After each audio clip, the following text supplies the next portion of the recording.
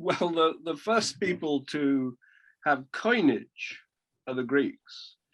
And this allows them to be the first pervasively monetized society. Having money in the modern sense of something that is a general means of exchange, a general store of value, a general measure of value, and a general means of payment.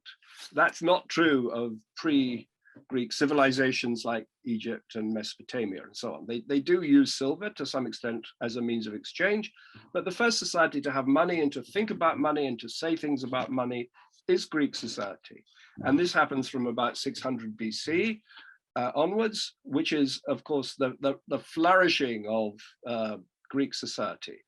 And if people ever ask, which they don't often do, why is it, what is it that allowed this extraordinary flourishing of Greek society, producing the things that we are conscious the Greeks gave us, like philosophy, realistic art, drama, political theory, democracy, and so on and so on, then absolutely key is the invention of money. And the first society in history, the possible exception of India and China, but the first society certainly in the Mediterranean area, in the Western Asian area, to use money is Greek society. It almost sounds like you're saying that this is fundamental to say science, the creation of science and Greek philosophy. Right. It's almost like you're saying that these extraordinary gifts of the flourishing of ancient Greece are dependent on this horrific double-edged sword.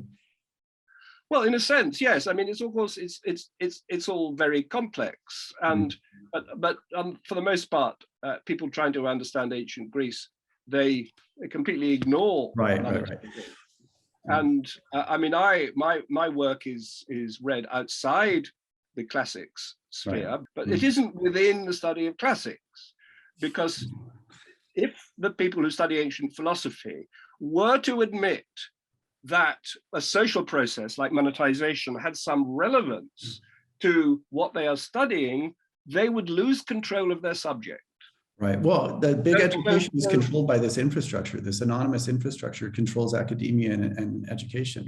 Yes. I mean, it's all about the intellectual division of labor and carving yourself out a self-contained area which you can then be a specialist in, right?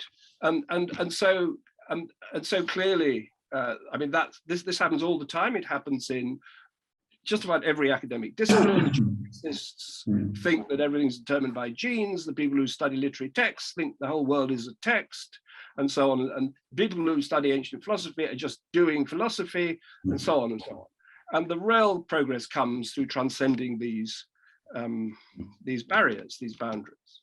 Right. Alex, do you have a comment on that? Yes.